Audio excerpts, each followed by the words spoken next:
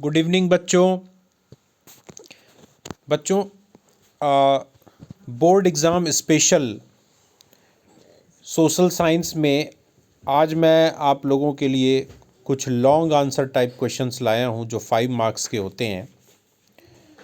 और मुझे वो क्वेश्चंस इम्पॉर्टेंट लगे तो मैंने सोचा कि उनको आपके लिए एक्सप्लेन कर दिया जाए। बच्चों, बोर्ड एग्ज़ाम नज़दीक आ रहे हैं और आज 20 जनवरी है और मुझे लगता है क्लास 10th के बच्चों के लिए ऑलमोस्ट 1 मंथ बचा है, 1 महीना बचा है। और 1 महीने के अंदर आपको इस तरीके से रिवीज़न करना है, इस तरीके से तैयारी करनी है कि आप ज़्यादा से ज़्यादा मार्क्स स्कोर कर सकें। बच्चों, परसेंटेज बहुत मायने रखती है। परसेंटेज सब कुछ नहीं होती।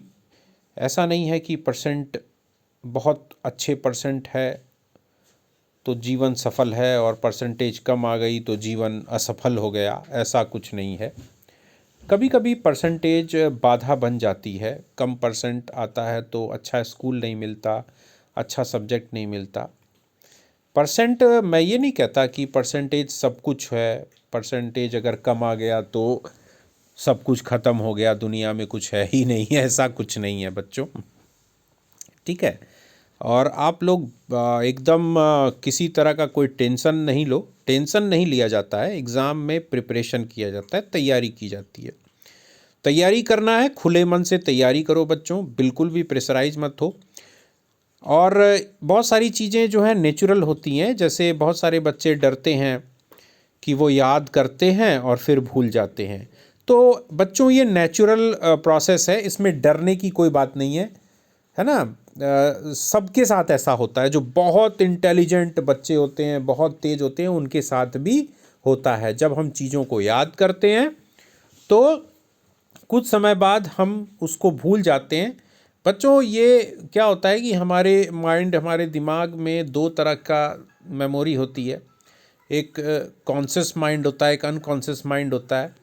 तो आप जो भी चीज़ें पढ़ते हो बच्चों, तो वो अनकॉन्शियस माइंड में जाके स्टोर हो जाता है। और जब वो क्वेश्चन आपके सामने आएगा तो आपको कुछ न कुछ ज़रूर वो आंसर याद आ जाएगा। इसलिए घबराने की ज़रूरत नहीं है। आप चीज़ों को अच्छे तरीके से समझिए, रटने की कोशिश मत करिए, समझने की कोशिश करिए खूब अच्छी गहराई से, और समझ करके अपने दिमाग में बैठाने की कोशिश करिए और आगे बढ़िए। अब आप ये नहीं कि अब मुझे याद नहीं हो रहा है यार, मैंने जो पहले याद किया था वो मुझे याद ही नहीं आ रहा है, ऐसा कुछ नहीं है। जब आप अगर आपने एक बार अच्छे से किसी चीज़ को पढ़ा है तो डेफिनेटली वो आपको याद आएगा बच्चों, आपको बिल्कुल याद आएगा। आप बिल्कुल घबराइए मत, ठीक है। एक बात और मैं कहना चाहता था। एक ज़िंदगी में बच्चों एक बात याद रखो, अगर तुमने पूरी तन्मयता के साथ, पूरा डिवोट होकर, पूरा एकदम डिवोटेड और डेडिकेटेड होके अगर तुमने अपने जीवन के 5 साल किताबों को दे दिए, बुक्स को दे दिए, पुस्तकों को दे दिए, यानी पुस्तकों के साथ, किताबों के साथ अगर तुमने 5 साल बिताए, मतलब मेरे कहने का मतलब, बिताने का मतलब ये नहीं है कि किताबों को रख लिए और हर समय किताबों के साथ हो, ये नहीं। अगर आपने अपने जीवन के 5 साल किताबों को, तरह तरह की किताबों को, तरह तरह की बुक्स को पढ़ा, गहराई से पढ़ा, तो बच्चों आने वाले 50 साल तक वो किताबें तुमको बेनिफिट देती रहेंगी, ठीक है। ये बात अपने दिमाग में बैठा लो, क्योंकि किताबें कभी धोखा नहीं देती। वो एक ऐसी फ्रेंड होती हैं जो आपको कभी धोखा नहीं देंगी। इसलिए बच्चों, किताबों से दोस्ती करो, बुक्स से दोस्ती करो।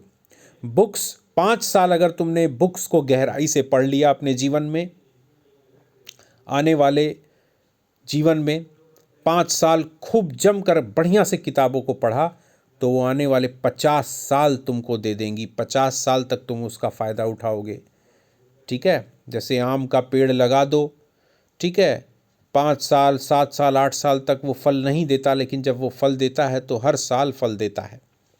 उसी तरह से बुक्स होती हैं बच्चों, बुक्स के साथ दोस्ती कर लो, वो तुमको हमेशा फ़ायदे देंगी। ठीक है, चलो बच्चों, इतना हो गया। अब हम लोग काम की बात पे आते हैं और अब चलते हैं अपने पहले क्वेश्चन पे। हमारी स्क्रीन पे कुछ आउटकम्स ऑफ डेमोक्रेसी जैसी चीज़ दिखाई दे रही है। डेफिनेटली क्वेश्चन भी यही है। क्वेश्चन नंबर 1 है, explain 5 political outcomes of democracy. ये कह रहा है कि 5 पॉलिटिकल आउटकम्स, यानी आउटकम्स का मतलब होता है एक तरह से रिजल्ट। डेमोक्रेसी का क्या रिजल्ट है, राजनीतिक जो परिणाम है, राजनीतिक रूप से जो है लोकतंत्र जो है वो हमारे लिए क्या फ़ायदेमंद, किस तरीके से फ़ायदेमंद साबित हो सकता है, एक अच्छी चीज़ साबित हो सकता है। ठीक है, उसका ये इम्पॉर्टेंट क्वेश्चन है बच्चों। तो देखते हैं इसको, इसका जो फर्स्ट पॉइंट है इसको समझने की कोशिश करते हैं। The most basic outcome of democracy is that it produces a government that is accountable to the citizens and responsive to the needs and expectations of the citizen। सबसे जो बच्चों बेसिक आउटकम है, जो आधारभूत आउटकम है, जो result है democracy का, वो ये कि डेमोक्रेसी एक ऐसी सरकार देती है जो कि नागरिकों के प्रति उत्तरदायी होती है, जिम्मेदार होती है। अकाउंटेबल यानी जिम्मेदार, उत्तरदायी। ठीक है, और responsive to the needs and expectation of the citizen, और वो इसलिए भी जिम्मेदार होती है कि नागरिकों की क्या आवश्यकताएं हैं, नागरिकों की क्या इच्छाएं हैं सरकार के प्रति, उसके प्रति भी वो जिम्मेदार होती है। ठीक है, लोकतंत्र में जो सरकार होती है बच्चों, वो अकाउंटेबल होती है, यानी उत्तरदायी होती है, आंसरेबल होती है नागरिकों के प्रति।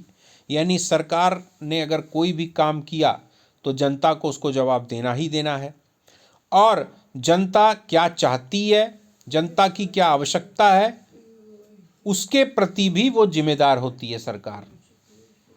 ये डेमोक्रेसी की एक बहुत अच्छी बात है, आउटकम है। Second point, democracy is based on the idea of the deliberation and negotiation. बच्चों, डेमोक्रेसी जो है, लोकतंत्र की जो मूलभूत उसका जो विचार वो ये है कि कोई भी चीज़, किसी भी चीज़ को बातचीत के द्वारा, सलाह मशविरा के द्वारा ही लागू किया जाता है। जैसे ये राजतंत्र नहीं है, ये डिक्टेटरशिप नहीं है, ये टायरनी नहीं है। मतलब यहाँ पर तानाशाही नहीं है कि एक आदमी रात को सोया और सुबह उठा और उसने अपनी मर्जी से कोई आदेश दे दिया कि पूरे देशवासियों को ये बात माननी पड़ेगी। ये लोकतंत्र में नहीं है। लोकतंत्र में कोई भी फैसला लिया जाता है बातचीत के साथ, बातचीत होती है, उसमें लोगों का विचार, बहुत सारे लोगों का विचार, वो भी 1 2 4 नहीं, उसका भी सिस्टम बना हुआ है, उसकी भी व्यवस्था बनी हुई है कि विचारों को कैसे लेना है, विचारों को कैसे जानना है, विचारों को कैसे शामिल करना है, पूरा सिस्टम बना हुआ है ना। तो ये एक बहुत बड़ी चीज़ होती है, डेमोक्रेसी का एक बहुत बड़ा आउटकम है, एक रिजल्ट है। ठीक है, नेक्स्ट पॉइंट, थर्ड पॉइंट है, a democratic government may take more time to follow procedures before arriving at a decision. हो सकता है कि एक लोकतांत्रिक सरकार, ठीक है, किसी निर्णय को लेने पर एक प्रक्रिया को फॉलो करे, उसका पालन करे, और इसमें समय लगे, ज़्यादा समय लगे। किसी निर्णय पर पहुंचने से पहले एक लोकतांत्रिक सरकार को बहुत समय लगे, ऐसा हो सकता है। But because it follows procedure, its decision may be both more acceptable to the people and more effective.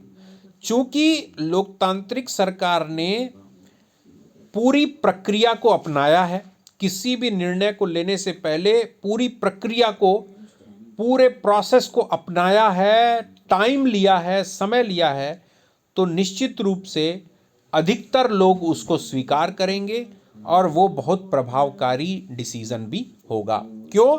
क्योंकि पूरी प्रक्रिया है, सब लोगों को शामिल किया गया है, एक सिस्टम को फॉलो किया गया है निर्णय लेने में, तो डेफिनेटली वो मोर एक्सेप्टेबल होगा, लोग उसको ज़्यादा, उस डिसीजन को मानेंगे और प्रभावी भी होगा वो डिसीजन।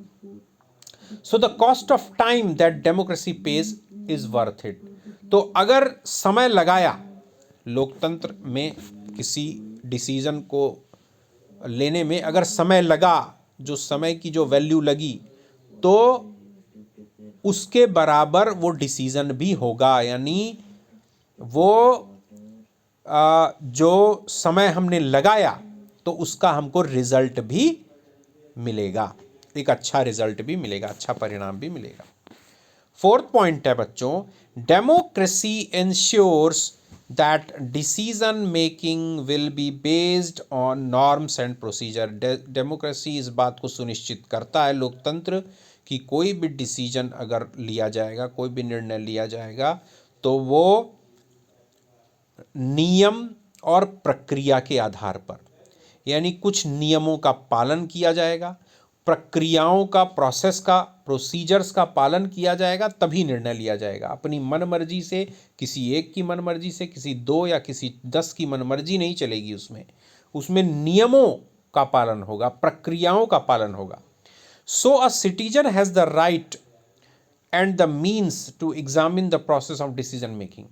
इसलिए एक नागरिक को ये अधिकार है कि वो निर्णय किस तरीके से लिया गया, किस प्रक्रिया से लिया गया, उसका वो परीक्षण कर सके, एग्जामिन कर सके कि ये सरकार ने ये जो नीति बनाई, ये नीति सरकार ने किस तरीके से बनाई, ये नियम सरकार ने किस तरीके से बनाया, कौन कौन से प्रोसेस को फॉलो किया उस नियम को, उस नीति को, उस प्रोग्राम को लागू करने में, उस कार्यक्रम को। वो एक नागरिक का अधिकार है जानना, इस बात को जानना। तो this is known as transparency. इसी को पारदर्शिता बोलते हैं, इसी को ट्रांसपेरेंसी बोलते हैं। यानी जो आम नागरिक है वो सरकार के निर्णय को एग्जामिन कर सकता है कि सरकार ने निर्णय को जो लिया उसको किस प्रोसेस, किस सिस्टम, किस नॉर्म्स के थ्रू लिया। ठीक है, तो this is the most important outcome of the democracy. Fifth है बच्चों, a democratic government is a legitimate government as it is the people's own government. और सबसे इम्पॉर्टेंट बात ये कि एक लोकतांत्रिक सरकार पूरी तरह से वैधानिक होती है। ठीक है, कानून सम्मत सरकार होती है। क्यों? क्योंकि वो लोगों की अपनी सरकार होती है, क्योंकि लोगों ने, मेजॉरिटी ने उसको सरकार को चुना है।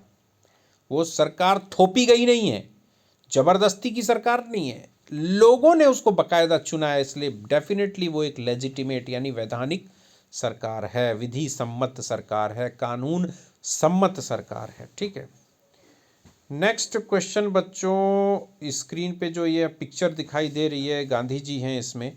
सिविल डिसोबीडियंस मूवमेंट लग रहा है, डेफिनेटली ये हिस्ट्री से रिलेटेड क्वेश्चन है, नेशनलिज्म इन इंडिया। चलो आगे देखते हैं, क्वेश्चन भी आ ही गया हमारे सामने। बच्चों क्वेश्चन क्या है? Some of the political organisations in India were lukewarm in their response to the civil disobedience movement. Examine the statement. Statement क्या है कि कुछ जो राजनीतिक संगठन थे वो सिविल डिसोबीडियंस मूवमेंट में उन्होंने बहुत गर्मजोशी के साथ भागीदारी नहीं की थी। यानी उनको जिस हिसाब से भागीदारी करनी चाहिए थी, पार्टिसिपेट करना चाहिए था गांधी जी द्वारा चलाए गए सिविल डिसोबीडियंस मूवमेंट में, उस तरीके से उन्होंने भाग नहीं लिया। तो ये स्टेटमेंट सही है कि गलत है, तो क्या है, इसको आप एग्जामिन करो। ठीक है, अब देखते हैं बच्चों इसका ए पॉइंट।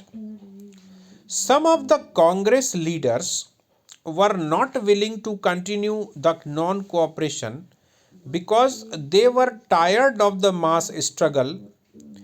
कुछ कांग्रेस लीडर थे, कांग्रेस के कुछ बड़े लीडर थे जो अंग्रेजों के साथ जो नॉन कोऑपरेशन की जो नीति थी कि इन अंग्रेजों को सहयोग न किया जाए, ठीक है, उसको वो आगे बढ़ाना नहीं चाहते थे। उस नॉन कोऑपरेशन की जो नीति उसको छोड़ना चाहते थे कुछ बड़े कांग्रेस के लीडर। क्यों? Because they were tired to the mass struggle, क्योंकि वो थक गए थे। जो देशव्यापी जो संघर्ष और आंदोलन हो रहा था, जिसमें उनको पूरे देश भर में घूमना, रैलियां करना, भाषण देना, गांव-गांव, शहर-शहर जाना, इससे वो थक चुके थे एंड वांटेड और चाहते थे to participate in the council election. और वो चाहते थे कि काउंसिल इलेक्शन जो है, जो अंग्रेज चुनाव करवाते हैं, है ना, उसमें वो भागीदारी करें, उस चुनाव लड़ें and criticise the British policies with in the council, और अंग्रेजों का विरोध करें काउंसिल में जाकर, विधानसभा में जाकर सदस्य बनकर अंग्रेजों की नीतियों का विरोध करें, वो ये चाहते थे। The Swaraj party was formed with in the Congress party, और कांग्रेस के ही कुछ बड़े लीडर्स ने एक अलग पॉलिटिकल पार्टी बना ली जिसका नाम था स्वराज पार्टी। जैसे उनमें जो दो प्रोमिनेंट लीडर थे, एक तो CR दास, चित्तरंजन और क्या नाम था उनका, दास, और मोतीलाल नेहरू जी, ठीक है। It was formed with the purpose to argue for return to council election, और ये पार्टी बनाई गई इसलिए थी कि इन लोगों का मानना था कि कांग्रेस को फिर से काउंसिल इलेक्शन में चुनाव लड़ना चाहिए। जो अंग्रेज जो करवाते हैं काउंसिल्स, यानी विधानसभाओं के जो चुनाव करवाते हैं, उनमें पार्टिसिपेट करना चाहिए, चुनाव लड़ना चाहिए, ठीक है। तो इस तरीके से ये फर्स्ट पॉइंट हुआ। Second point, the Muslims and their political organisations were also not taking much interest in the civil disobedience movement. और बच्चों, मुस्लिम्स, जो कुछ मुस्लिम बड़े मुस्लिम लीडर्स थे और उनके कुछ जो राजनीतिक संगठन थे, वो भी बहुत ज़्यादा रुचि नहीं दिखा रहे थे सिविल डिसोबीडियंस मूवमेंट में, सविनय अवज्ञा आंदोलन में वो भी रुचि नहीं दिखा रहे थे। क्यों? Due to the decline of the non cooperation Khilafat movement. क्यों? क्योंकि जो असहयोग आंदोलन और खिलाफत आंदोलन जो हुआ था 1920 में, जो शुरू हुआ था, गांधी जी ने जो नॉन कोऑपरेशन मूवमेंट शुरू किया था, और फिर बाद में खिलाफत मूवमेंट जो था, शौकत अली और जो दो भाई थे ना, मोहम्मद अली और शौकत अली, इन दोनों जो भाइयों ने जो अंग्रेज़ों के खिलाफ खिलाफत मूवमेंट की शुरुआत की थी, तो ये मर्ज हो गया था, नॉन कोऑपरेशन मूवमेंट और खिलाफत मूवमेंट मर्ज हो गया था। गांधी जी ने ये सोच के मर्ज करने की कोशिश की थी कि इससे हिंदू मुस्लिम यूनिटी होगी, एकता होगी, और अंग्रेज़ों का को ये संदेश जाएगा कि अब ये लोग मिल करके हमें भगाएंगे, ठीक है। तो लेकिन कुछ कारणों से कुछ थोड़ा वायलेंस हो गया, थोड़ा हिंसा बढ़ गई इस आंदोलन में। गांधी जी बिल्कुल भी नहीं चाहते थे कि हिंसा हो, और चौरी चौरा इंसिडेंट वगैरह हो गया 1922 में। तो गांधी जी ने उसको रोल बैक कर दिया, नॉन कोऑपरेशन मूवमेंट को वापस ले लिया, बंद कर दिया उसको। तो इससे कुछ मुस्लिम लीडर्स थे, वो थोड़े नाखुश हुए कि मतलब इस आंदोलन का कोई रिजल्ट नहीं निकला, कोई परिणाम नहीं निकला, अंग्रेज़ों पर वो दबाव हम नहीं बना सके। तो इसलिए जब दोबारा गांधी जी ने सिविल डिसोबीडियंस मूवमेंट की शुरुआत की, तो उसमें कुछ प्रोमिनेंट मुस्लिम लीडर्स थे और उनके जो ऑर्गेनाइजेशंस थे, उन्होंने इतना इंटरेस्ट नहीं लिया। They felt alienated from Congress, और वो कुछ ये भी बात थी कि कुछ मुस्लिम लीडर्स थे, वो खुद कांग्रेस में थे, लेकिन वो अपने आप को अलग थलग महसूस कर रहे थे कि मतलब कांग्रेस जो है वो हमें बहुत वेटेज नहीं दे रही है, हमारी ये पार्टी, ठीक है। क्यों?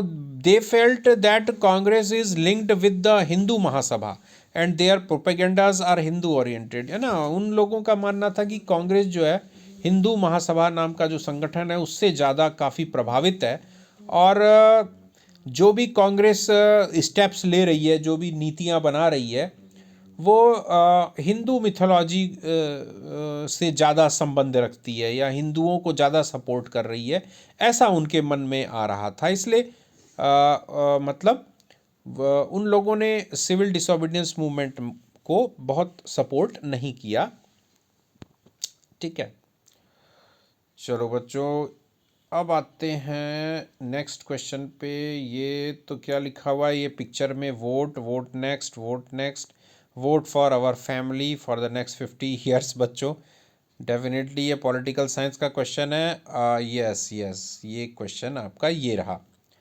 क्वेश्चन है बच्चों, dynastic succession is one of the most serious challenges before the political parties, examine the statement. बच्चों ये क्वेश्चन है कि आजकल जो राजनीतिक दलों में कुछ जो चैलेंज है यानी कुछ कमियां हैं, उनमें एक बहुत बड़ी कमी ये है कि जो पार्टी का, पॉलिटिकल पार्टी का, राजनीतिक दल का जो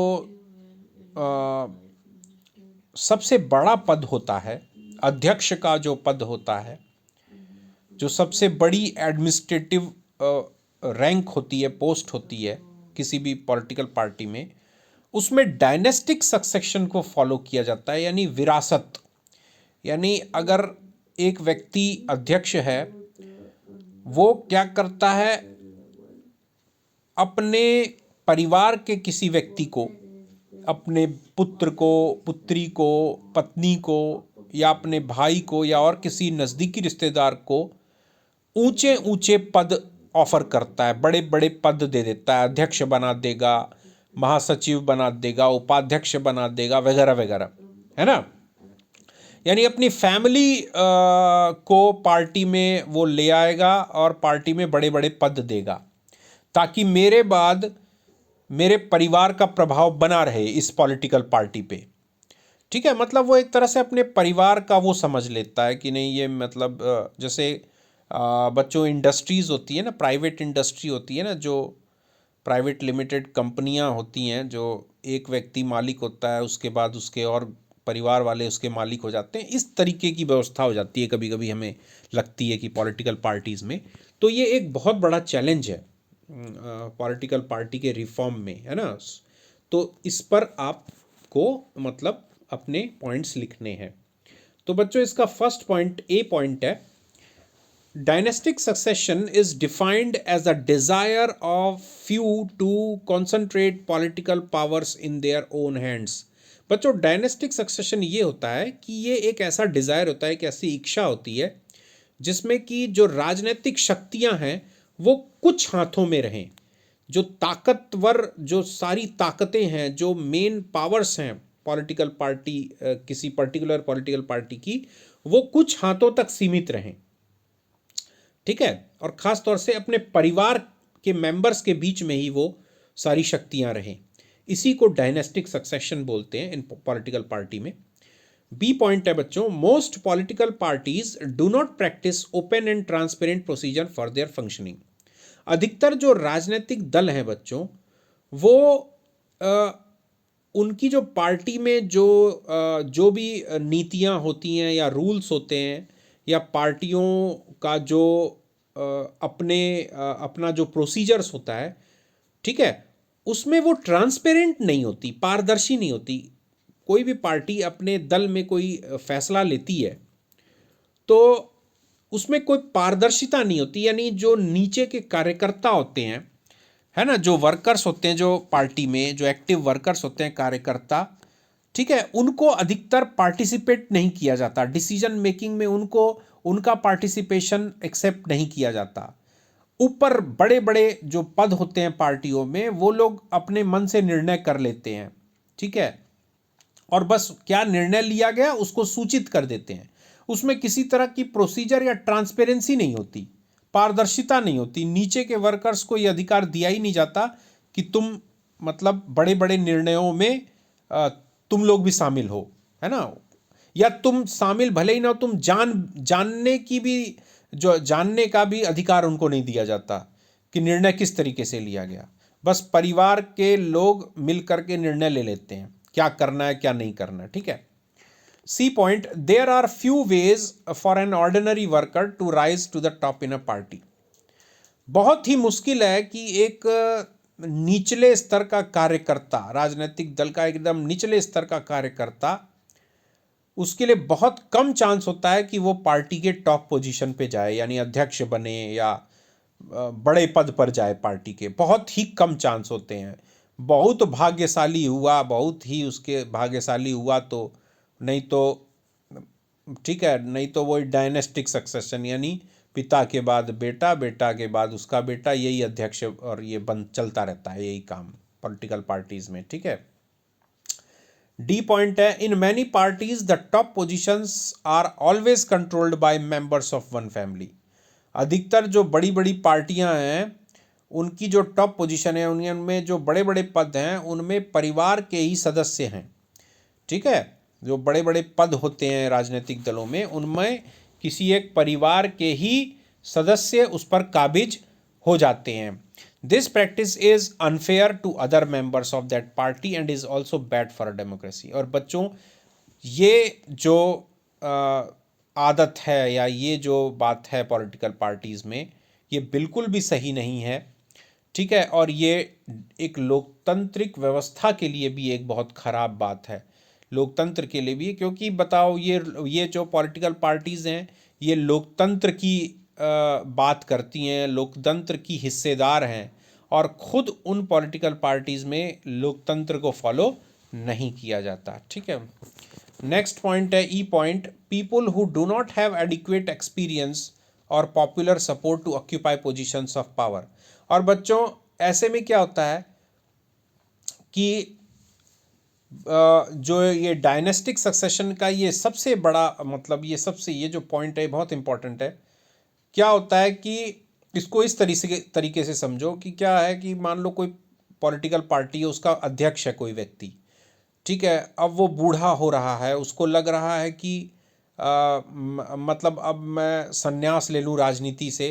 तो वो क्या करता है, अपने बेटे को पॉलिटिकल पार्टी में बड़ा पद दे देता है। अब उसका बेटा पॉलिटिकल पार्टी में आने से पहले उसका कोई सोशल बैकग्राउंड नहीं है, उसने कोई एक्टिव पॉलिटिक्स में भागीदारी हिस्सेदारी नहीं की, वो कुछ कर रहा है, कोई विदेश में पढ़ रहा है, क्या कर रहा है, अचानक से उसको बुलाया जाता है और उसको पार्टी में कोई पद दे दिया जाता है कि लो भाई, और वो भी छोटा पद नहीं, डायरेक्ट बड़ा पद। तो बच्चों, वो तो लोगों में पॉपुलर नहीं है, लोगों का सपोर्ट उसके पास नहीं है, लेकिन अपनी पिता की वजह से उसको मिल गया, पद मिल गया।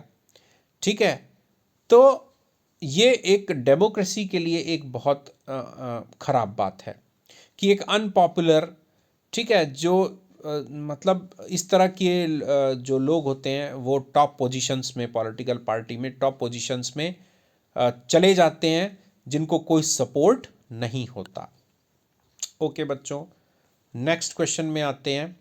नेक्स्ट क्वेश्चन लग रहा है कि ज्योग्राफी का है, रिसोर्सेज से लग रहा है। चलो पढ़ते हैं next question. Question number 4, planning is the widely accepted strategy for judicious use of resources in a country like India। कह रहा है कि भारत जैसे देश में रिसोर्स प्लानिंग, अगर आप जुडिशियस तरीके से, न्यायोचित तरीके से अगर रिसोर्सेज का उपयोग, संसाधनों का उपयोग करना चाहते हैं तो उसके लिए प्लानिंग यानी योजना बनाना बहुत ज़रूरी है। तो इस स्टेटमेंट को आप जस्टिफाई करिए और एग्जाम्पल के साथ, उदाहरण के साथ। ठीक है, फर्स्ट है बच्चों, ए पॉइंट है, planning is the widely accepted strategy for judicious use of resources in a country like India. Bharat जैसे देश में प्लानिंग करना, योजना बना करके और रिसोर्सेज का यूज़ करना, ये बहुत ही ज़रूरी है और ऐसा होता भी है भारत में। क्यों? India has a normal diversity in the availability of resources, enormous diver, यह मिस प्रिंटिंग हो गया। भारत में रिसोर्सेज की जो अवेलेबिलिटी है, यानी जो संसाधन हैं, उसमें बहुत ज़्यादा डाइवर्सिटी है, बहुत ज़्यादा विभिन्नता है। कैसे? Through planning regions which have shortage of vital resources and those having adequate quantities receive equal attention. यानी बच्चों, भारत में क्या है कि प्लानिंग बनाकर, योजना बना करके हम दो तरह की जो इलाके होते हैं, एक तो वैसे इलाके जहाँ पर रिसोर्सेज बहुत कम पाए जाते हैं, और एक ऐसे इलाके जहाँ रिसोर्सेज की भरमार है। अगर हम प्लानिंग बना लेंगे तो दोनों जगह हम इक्वल अटेंशन दे सकते हैं, यानी बैलेंस कर सकते हैं, हर एरिया के लोगों की जो नीड है उसको फुलफिल कर सकते हैं। क्यों? क्योंकि बच्चों, भारत में डाइवर्सिटी है, विभिन्नता। कहीं पर तो बहुत रिसोर्सेज की भरमार है और कहीं रिसोर्सेज बिल्कुल नहीं है। आगे हम एग्जांपल्स में समझेंगे। बी पॉइंट है, there are regions which are rich in certain types of resources but are deficient in some other resources. Bharat में कुछ ऐसे इलाके हैं जो एक खास तरह के रिसोर्सेज तो वहाँ पर बहुत हैं, लेकिन और जो रिसोर्सेज हैं वो बिल्कुल भी नहीं है, उनकी कमी है। जैसे for example, Arunachal Pradesh has an abundance of water but lacks infrastructure development. Arunachal Pradesh में पानी बहुत है, पानी की कोई कमी नहीं, लेकिन वहाँ पर आधारभूत जो ढांचा होता है, इंफ्रास्ट्रक्चरल जो डेवलपमेंट है, वो बिल्कुल भी नहीं है या न के बराबर है। ठीक है, यानी उस पानी का आपको उपयोग कैसे करना है वो बिल्कुल भी नहीं है वहाँ पे, या और बहुत सारे रिसोर्सेज वहाँ पे नहीं है। ठीक है, एक तो रिसोर्स है लेकिन बाकी रिसोर्स नहीं है। ठीक है। C point, there are some regions which can be considered self sufficient in terms of availability of resources। कुछ ऐसे भी इलाके हैं भारत में, कुछ ऐसे भी इलाके हैं जहां पर प्रचुर मात्रा में यानी पर्याप्त मात्रा में रिसोर्सेज हैं। ठीक है, उनको रिसोर्सेज की कोई कमी नहीं है। For example, the states of Jharkhand, Chhattisgarh and Madhya Pradesh are rich in mineral and coal deposit. Bharat में झारखंड है, छत्तीसगढ़ है, मध्य प्रदेश है, जहां बहुत सारे मिनरल्स हैं, कई तरह के मिनरल्स हैं, भरे पड़े हैं, है ना, कोल है, कोयला भरा पड़ा है। ठीक है।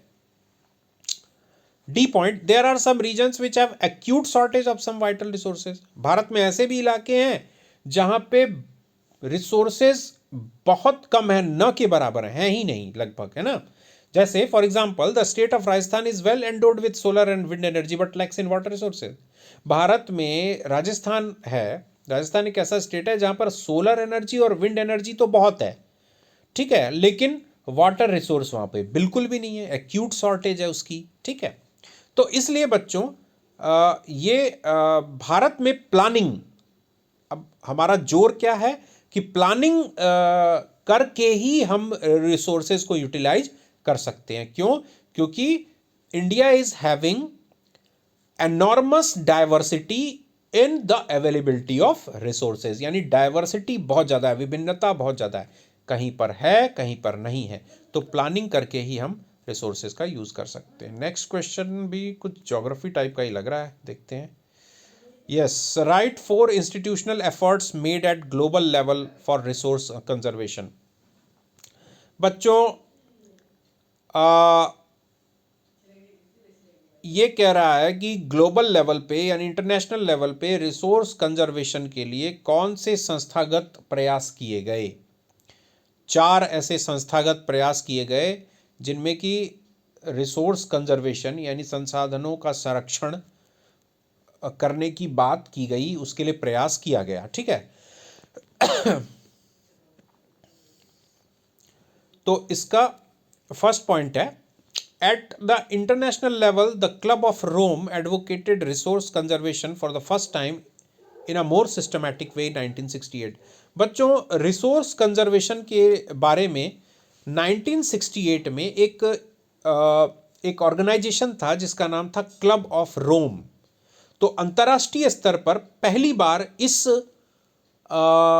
ऑर्गेनाइजेशन ने, इस संगठन ने इस बात की वकालत की कि रिसोर्स को कैसे रिसोर्स जो पूरे अंतर्राष्ट्रीय, पूरे इस धरती पर जो रिसोर्स हैं उनको किस तरह से संरक्षित किया जाए। 1968 में, ठीक है, एक मीटिंग में इस क्लब ऑफ रोम नाम के संगठन ने इस बात को उठाया था अंतर्राष्ट्रीय स्तर पे। ठीक है, और 1974 the Gandhian philosophy was presented once again by Schumacher in his book small is beautiful. और एक बहुत प्रसिद्ध विद्वान थे, है ना, सुकुमाचर, जिन्होंने एक किताब लिखी थी स्मॉल इज ब्यूटीफुल। और इस किताब में उन्होंने गांधी जी के दर्शन, यानी गांधी जी ने जो शिक्षाएं दी थी या जो बातें की थी, खास तौर से प्रकृति को लेकर, नेचर को लेकर, रिसोर्सेज को लेकर, ये पहली बार उन्होंने इन लेखक महोदय ने अपनी किताब में इसका उल्लेख किया था 1974 में, रिसोर्सेज को लेकर के। फिर है Brundtland commission report in 1987 introduce the concept of sustainable development and advocated it as a means of resource conservation. बच्चों, ब्रंटलैंड कमीशन रिपोर्ट ये 1987 में एक रिपोर्ट इंटरनेशनल लेवल पे प्रकाशित की गई थी, जिसमें सस्टेनेबल डेवलपमेंट की बात की गई थी, है ना। सस्टेनेबल डेवलपमेंट का मतलब होता है कि इस तरह का डेवलपमेंट जिसमें कि नेचर को डिस्ट्रॉय, डैमेज न किया जाए। डेवलपमेंट भी हो लेकिन एनवायरनमेंट डिग्रेड ना हो, ठीक है। तो पहली बार सस्टेनेबल डेवलपमेंट की बात की गई थी 1987 में इस रिपोर्ट में, और रिसोर्स कंजर्वेशन की भी बात की गई थी। This was subsequently published in a book entitled our common future. और उसके बाद एक बुक पब्लिश की गई थी, एक किताब प्रकाशित की गई थी, जिस किताब का नाम है अवर कॉमन फ्यूचर। इसमें ये बात कही गई थी सस्टेनेबल डेवलपमेंट की, ठीक है। और डी है, इन जून 1992 में, जून के महीने में, the first international earth summit was held in Rio de Janeiro in Brazil, ठीक है। ब्राज़ील के रियो डी जेनेरो नाम के शहर में एक इंटरनेशनल अर्थ समिट का आयोजन हुआ था, जिसमें इन विच 100 हेड्स ऑफ स्टेट्स, यानी लगभग 100 देशों के राष्ट्राध्यक्ष, है ना, मिले थे for addressing urgent problems of environment protection and socio economic development at the global level. ये लोग मिले थे, 100 राष्ट्राध्यक्ष यानी 100 देशों के प्रधानमंत्री, राष्ट्रपति वगैरह आए थे रियो डी जेनेरो में, और इन लोगों ने गंभीरता से विचार किया था, खास तौर से एनवायरनमेंट को प्रोटेक्ट करने की बात की गई थी, और सामाजिक और आर्थिक विकास अंतर्राष्ट्रीय स्तर पर किस तरीके से हो, ठीक है, और जिसमें कि किसी भी तरह का एनवायरमेंटल डिग्रेडेशन ना हो, पर्यावरण को नुकसान ना पहुंचे, इस बात पर विचार किया गया था। बच्चों, वीडियो थोड़ा लंबा बन गया है, चूँकि 5 मार्क्स क्वेश्चंस थे और उनको अच्छे से एक्सप्लेन भी करना था। और मैं चाहूँगा बच्चों कि आप लोग मुझे कमेंट करके बताएं कि और आपकी क्या ज़रूरत है। आप लोग लिखते नहीं हैं, आप लोग लिखेंगे तो मुझे लगेगा कि आप मेरे वीडियोस को फॉलो कर रहे हैं। आप बताइए आपको और क्या चाहिए, उसके हिसाब से मैं और नेक्स्ट अपना वीडियो आपको दूंगा। बच्चों, आप इसको शेयर करिए ताकि ज़्यादा से ज़्यादा लोग, बच्चे इससे लाभान्वित हो सकें, ठीक है। Okay, good night.